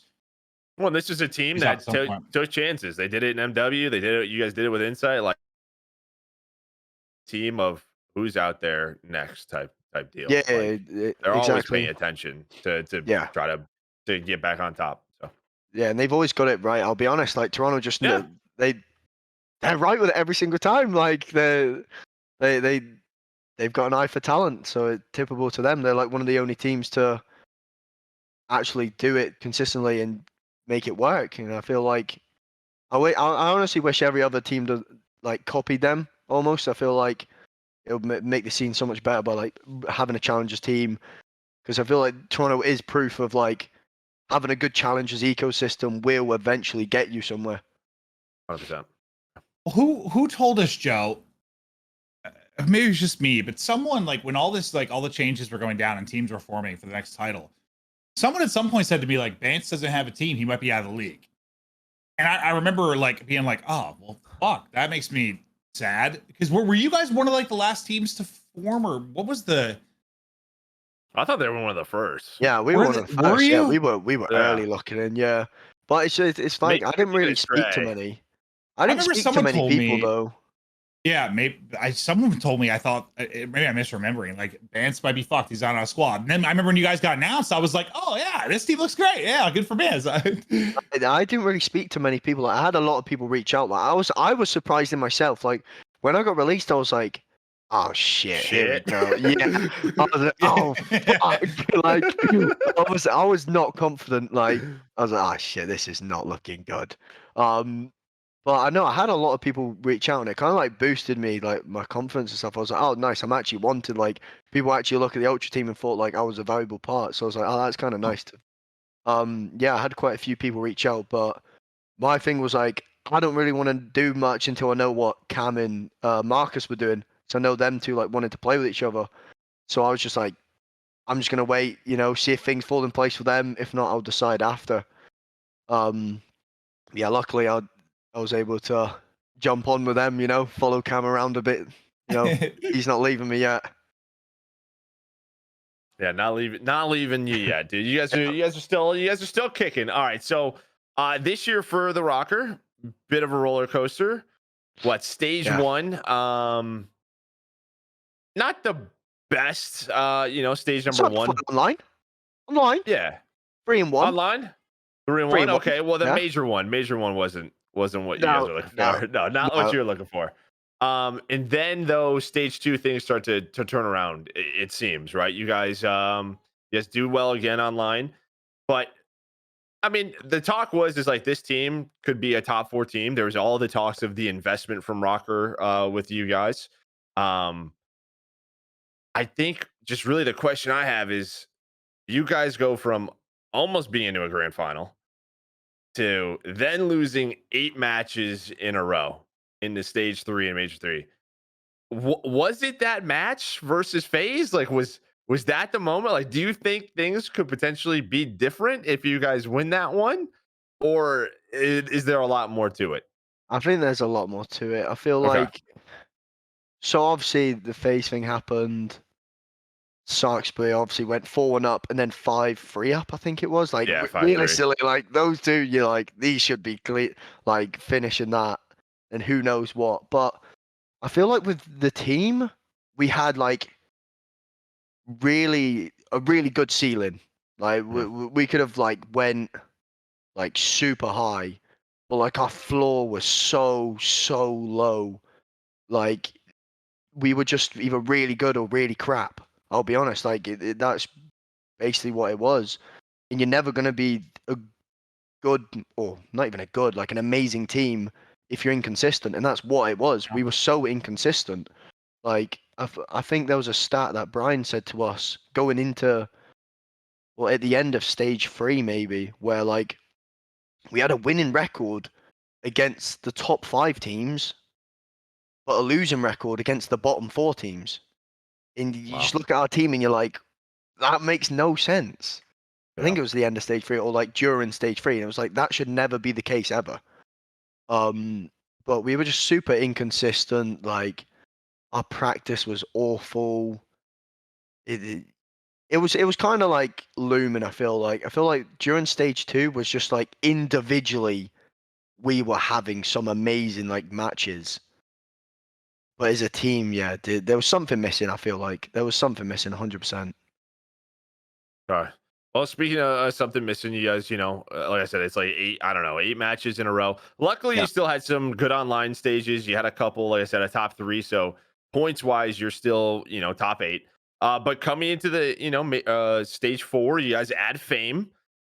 I mean, similar to when you guys add a new player, do you know much about this kid? Is it on the coaching staff to really, scout him out talent wise? Well, I didn't really know much about him. I've heard things. Okay. The thing is, I heard he was a sub, and that's like a sub player. So I was like, "Add him in as an AR. Like this could go really well or really bad." Yeah. But no, yeah, I don't know. It was a weird roster change. So after stage 3, obviously we went, like you said, 0-8. I think we're on an 8 loss streak. 0-13 in S&D. I think we were like 3 20 something in map count since that phase loss. I think it was something like that. Horrible. Yeah. Like, we were not good. Obviously, most of it was probably confidence and like lack of faith and stuff. But after that, like the team kind of like didn't really speak, and then there was like a conversation with obviously the coaches and all of us, and basically said like, we're even going to stick this out, and everyone puts everything on the line now, like, or we're going with trials, because at the end of the day, we don't know who needs to go, but we need a change. And I was like, oh shit. No one said anything. Like the call was quiet. The call was like pure silence. Like no one wanted to say anything. And then Dan and Brian were like, right, well, no one said anything. I guess we're going with trials because none of you obviously want to work this to work.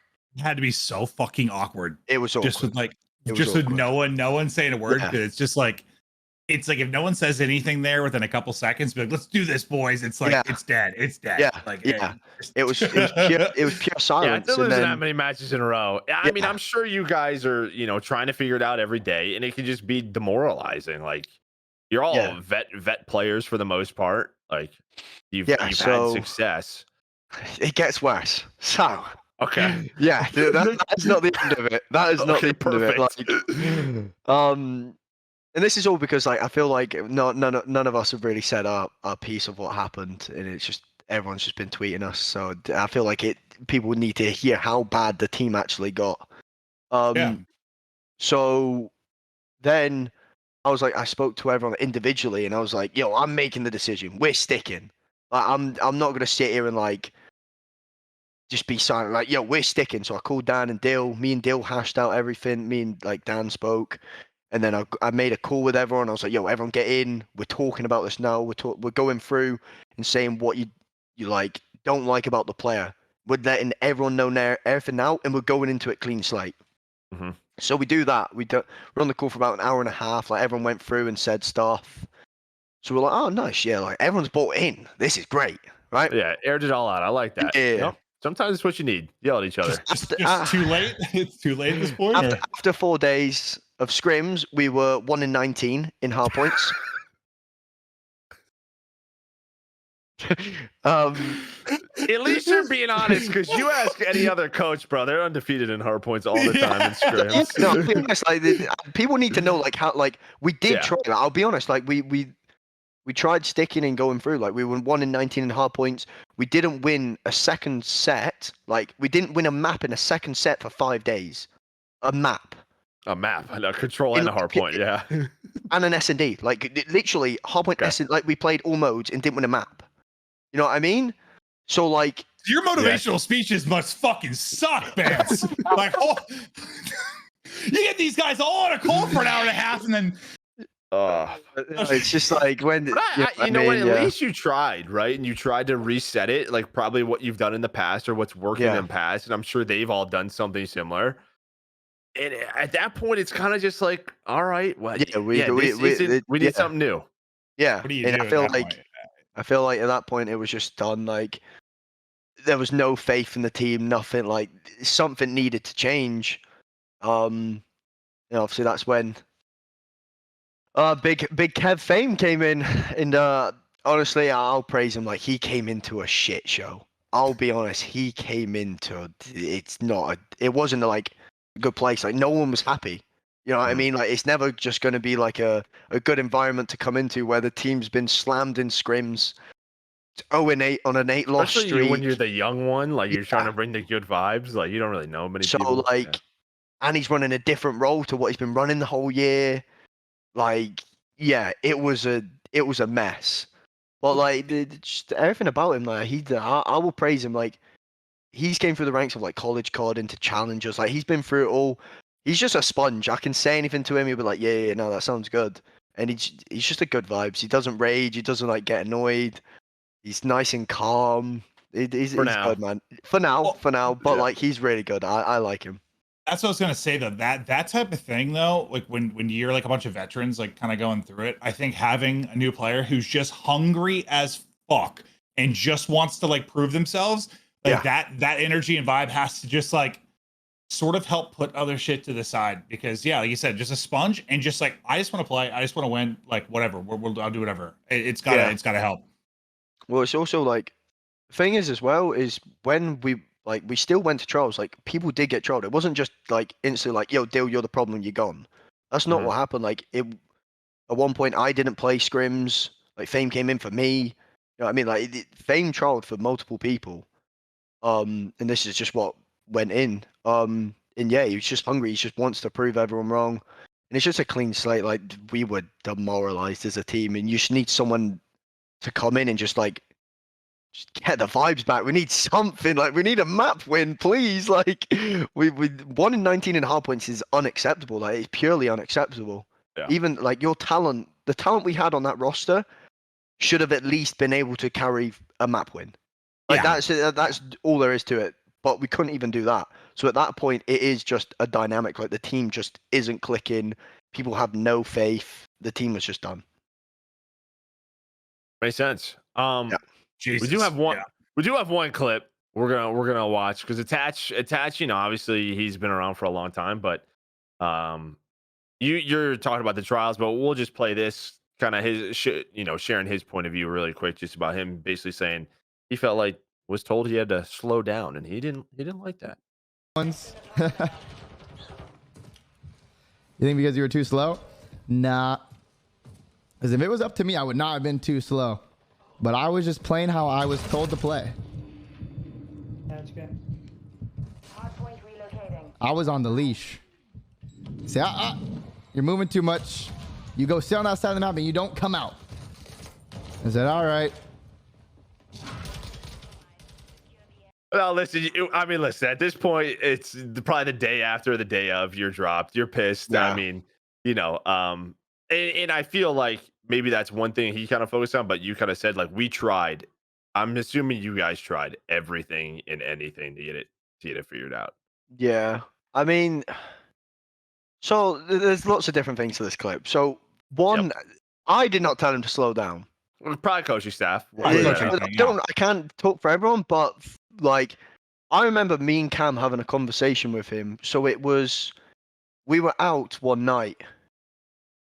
Obviously a few people had some drinks, but I went up to him. I was like, stop playing so scared. Like chow more. Throw some chows out. Like I'm not gonna say the words I used, but I was like, you're playing so scared. Like throw chows at people. Like play with some confidence. I'd much rather you do a shit play but 100% confidence in it than do a play you don't want to do with 0% confidence and just get shit on. Like I would much rather you just go into anything with 100% confidence, because at the end of the day, if you do a shit play and you get a 2-piece, fucking great play, fucking well done, good shit. Like that's how I see it sometimes. Like even the worst of plays sometimes, as long as you go in with it with everyone on board and with confidence, it works out. And you guys desperately needed some swagger, like, and just some confidence, like. Yeah, like that's what I feel like the Toronto team on Cold War we were so good at. Like, I'll be honest, we probably done some dumb shit, but like we were all on board with it. Like we could have literally said, "Yo, let's all four rotate to the back of the map and hide." And I genuinely would believe everyone would have been like, "Yeah, fucking great, cool, let's go do it." I'll be honest, like that's what it was like. Yeah. You know what I mean? And so like we just didn't have anything like that in this team, and that's what we needed. So I was just telling him like, "Yo, chow more. Like I don't care. Someone else will go and pick up like your bad timings and stuff. Like that's what a team is for. 100%. Like it's not like, yeah, you just made a bad play. Like I'm not gonna go in cover what you've just lost. Like no, that's not what a team is. The COD is not like a perfect game where you can play perfectly every single time. There's gonna be times, yeah, especially this one, like with like unpredictable spawn. Sometimes there's gonna be times where you mess up. Yeah. But it was like we were so scared to mess up in just like do the wrong play, and you know, obviously you could tell in our gameplay, everyone watching, we just looked crap. Yeah, it was just a bad time for this four. And I mean, attached what he's still a sub, and who knows? Yeah. There's still a chance. You guys have multiple stages left. He could still be into the starting lineup. Well, yeah, he can. He's still a great player. And honestly, like he's probably the best like teammate when it comes to like going for food, wanting to watch VOD. Like I genuinely like I cannot fault him out of game in the Splyce. I could try and think of something, but I genuinely can't. Like he's one of the best teammates I've like ever had when it comes to stuff like that. It just sucks. The team didn't stick. Didn't click. Didn't work out. It just sucks. It sucks so So bad. you got rid of Attach because when you're up 4-0. Oh, and then years I was ago. yeah, fuck this guy. How dare he reverse sweep me like this motherfucker? Like, get him gone. Unbelievable. You bring that up on this podcast, Maven. I'm sorry. All right. So, we get into now. You had Fame. You get the Rokkr home series. This was a discussion. We'll get to that point. But I mean, for you guys playing in front of kind of a home crowd, you get 2 matches a day. You get to play LAN. Goes well. You guys win both of your matches. Kind of how was Saturday for you? Yeah, it did. It was good. Stressful, very stressful because obviously it's big matches for us.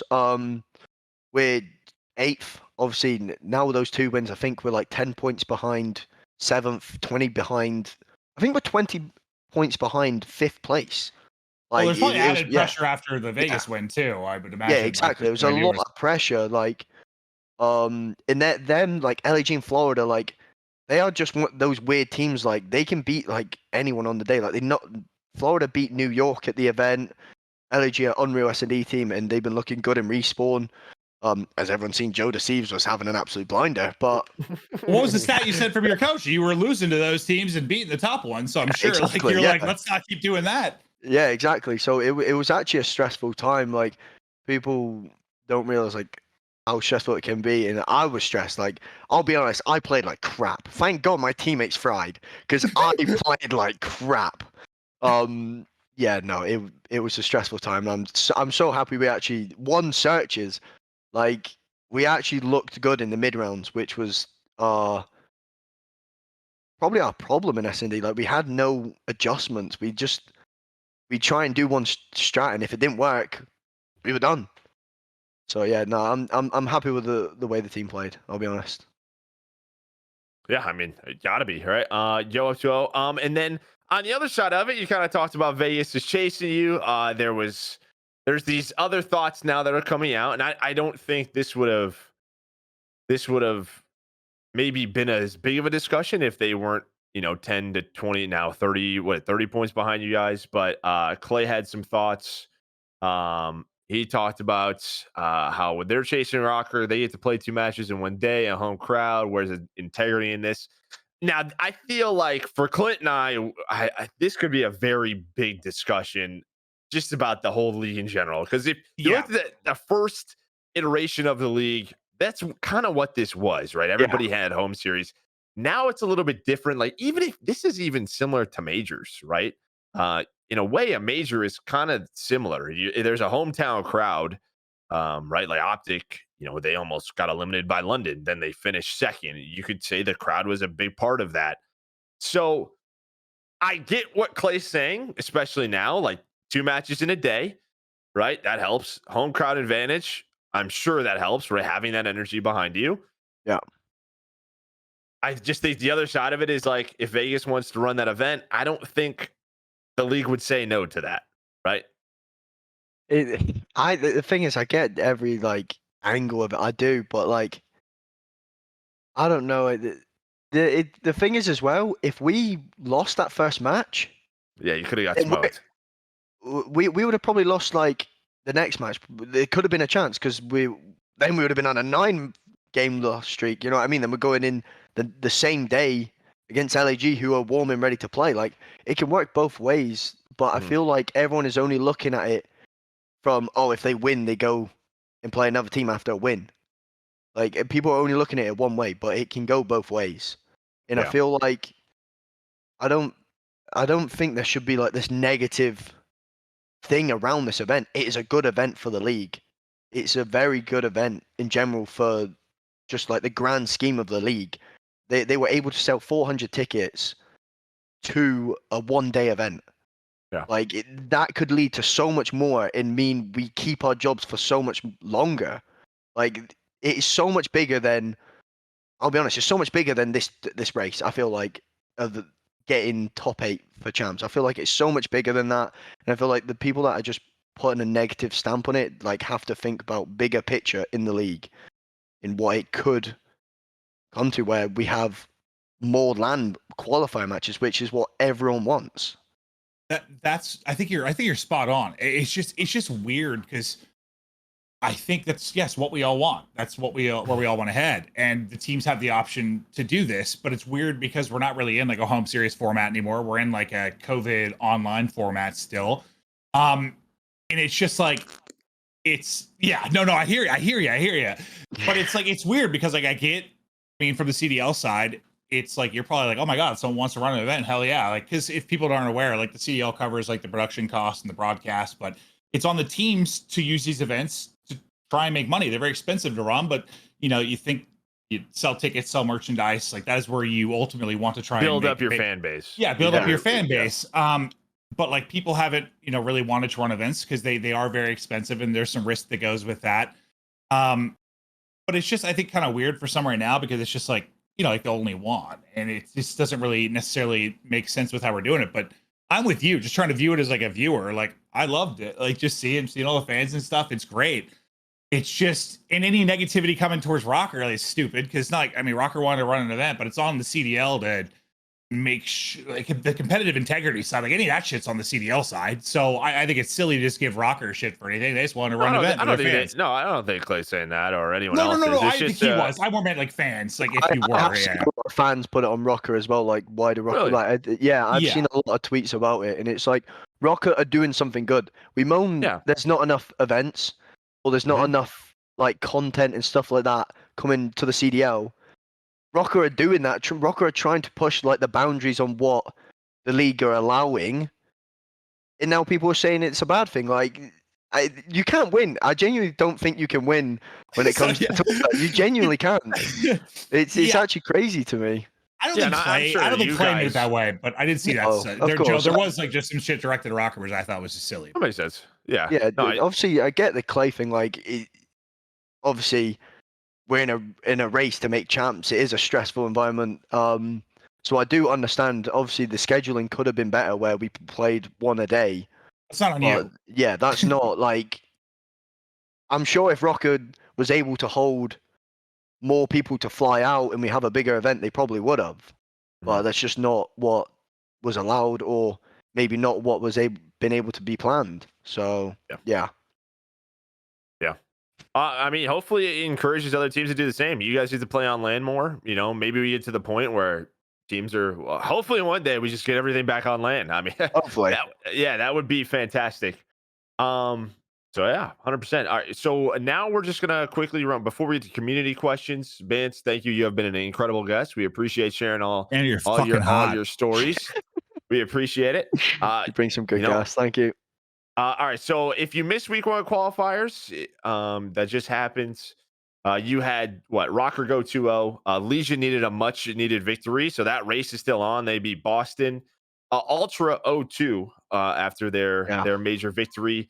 Really, the summary here is they lose 2 game 5s. They started 0-2 in both series. Based off like Hicksy's tweets, it sounded like they kind of know what they did wrong. LA Thieves 2-0. They rebound, I think, after a disappointing major for them, and some big wins. FaZe go 1-1 over the weekend, still struggling in Hardpoint.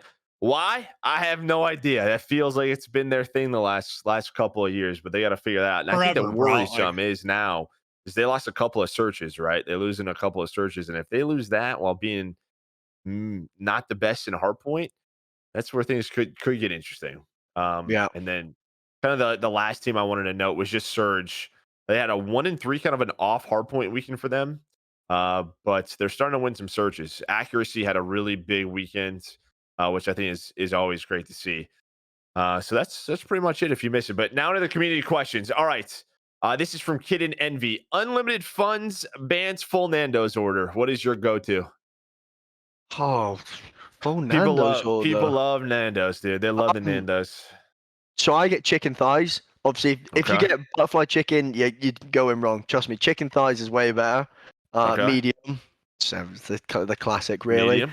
Yeah. Chips or fries. And then I always change it. Like I can never decide on the second one. Just what I'm feeling on the day. You got your spicy rice, garlic bread. Mm. God, I get double Yeah. fries. What's That's up? what I was about to say. Like, or sometimes when man.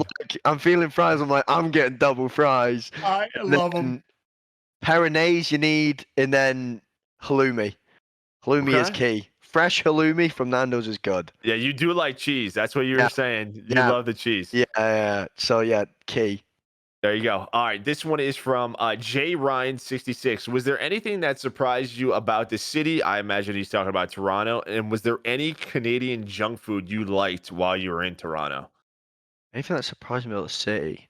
What did you like about the city? You weren't, Everything. Genuinely, I loved Toronto. Yeah, I loved it when honestly, we went for the event, dude. I loved it.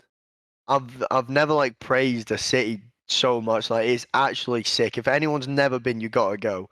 It's just like it's so convenient. Like you can walk anywhere. The food is amazing there. Everyone's super nice. Like Canadians, dude. yeah, they're so nice.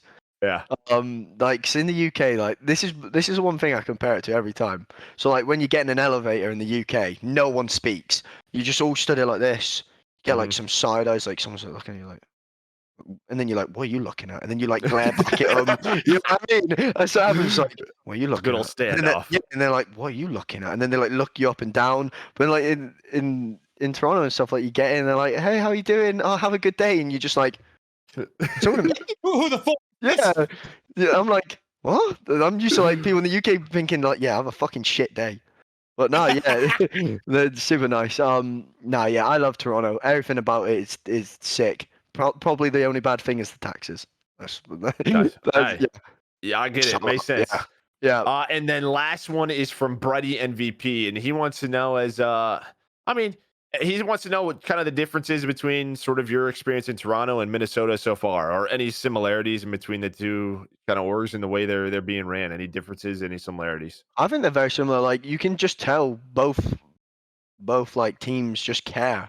You know what I mean? That's like the good thing. You like everything they do, they have the players in mind. They will never like just be like, oh yeah, fuck you guys, we're doing this. Like they'll always ask you your opinions. They just want the scene to grow. They genuinely like I cannot fault either team. They both want the scene to grow. They want to do cool things within the scene. Obviously, they're both always wanting to host events and push the boundaries. I honestly love representing Minnesota. Obviously, loved my time on Toronto. It's so weird because they're technically like rivals. Yeah. I love them both. You like your purple. It's fine. Yeah, purple's my favorite color. It is, but yeah, no, honestly, I can't fault either, and I've always felt welcomed and wanted both here and in Toronto. I think like those two. I mean, if you take out like Optic and FaZe, who were kind of orgs before franchising, like the two that have probably done the best job at working on building their brand and stuff, I'd probably go Rokkr Ultra, honestly. Yeah. So I'm sure there's some similarities. Even when you said that whole tryout thing to get somebody else, like that sounds like some Ultra would do, honestly. Like that, right? Even when you're saying that, so not surprised to hear that. No, yeah, both great, and I love it. Well, we love you, Bance. That's it, dude. We wanted to go through your career a bit. We were going to talk through the matches a little bit more. We're waiting talking about your shit so long. It was great. Now just going through like all the different stuff. You've had a storied career. Thank you. It was like I know I'm it's sure kind of there's last a lot minute. more. I'm sure there's a lot more. No, I know I missed a lot, but like it was kind of last minute with you coming on. I appreciate it. Thank you, man. I appreciate it. Sorry, I may have been waffling a bit too much. Like next time, just chill out. We love to hear it. No, that's the stuff we care about far more than like going over the qualifier stuff. Like that's what we want to talk about. But sometimes like it's just once we spend more time on that, it's like well, fuck the qualifiers. I want to hear about his life and everything. And you were a fantastic guest. So thank you again. That's to do it. I'll do it for the Toronto Ultra Merk and Maven podcast. We love you. Have a fantastically sexy evening. Thank you very much for having me on. Anytime again, it's been very fun. I'm not normally a podcast guy or anything. I'll be honest. Fun time with us, right? We're fun guys. I'm not normally the one to do something like this, but I've loved it. It's been great. So thank you.